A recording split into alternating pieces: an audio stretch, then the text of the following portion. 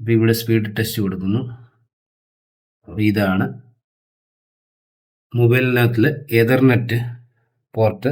അപ്പം ഞാനിത് ഈ സി ടൈപ്പ് പോർട്ട് പ്ലഗ് ചെയ്തു. അതിനുശേഷം ഞാൻ മൊബൈൽ ഓപ്പൺ ആക്കുന്നു. ഓപ്പൺ ആക്കിയതിന് ശേഷം അപ്പം മൊബൈൽ ഓപ്പൺ ആക്കിയതിന് ശേഷം നമ്മൾ സെറ്റിങ്സിൽ പോകുന്നു. സെറ്റിങ്സിനകത്തിൽ സെർച്ച് ചെയ്യുന്നു.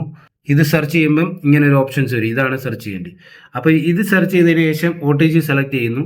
അപ്പോൾ ഇവിടെ ഇങ്ങനെ ഒരു നമ്മളിതിപ്പം ഇങ്ങനെ കുത്തിയതിന് ശേഷം നമ്മളിവിടെ നോക്കാമെങ്കിൽ ഈ OTG ഹൈഡാണ്, ഓഫായിരിക്കുകയാണ്. അപ്പോൾ ഇതിനെ നമ്മൾ റിമൂവ് ചെയ്യണം. റിമൂവ് ചെയ്തിട്ട് കണ്ട ഹൈഡ് മാറിയിട്ട് ഓപ്പണായി. അപ്പോൾ ഇത് ഓപ്പൺ ആക്കി അതിന് ശേഷം പിന്നെ നമ്മൾ ഈ OTG എടുത്ത് തിരിച്ചു കുത്തുന്നു. അപ്പോൾ ഈ OTG തിരിച്ചു കുത്തി കഴിയുമ്പോൾ പിന്നെ ഇത് ഹൈഡായി. പക്ഷേ ഇവിടെ നമുക്ക് മൊബൈൽ നെറ്റ്വർക്ക് സിമ്മേ ഇല്ല, ഈ ഫോണിൽ വൈഫൈ ഇല്ല, ഡാറ്റ ഇല്ല, ഒന്നുമില്ല.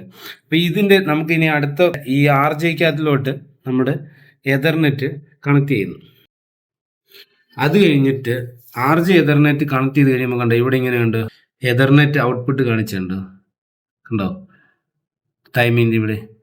ഇനി ഇതിനകത്തിൽ നമ്മൾ ക്രോം എടുക്കുന്നു. ക്രോമിൽ കയറി സെർച്ച് ചെയ്യുന്നു. സ്പീഡ് ടെസ്റ്റ് സെർച്ച് ചെയ്യുന്നു. അപ്പോൾ ഇവിടെ സ്പീഡ് ടെസ്റ്റ് കൊടുക്കുന്നു.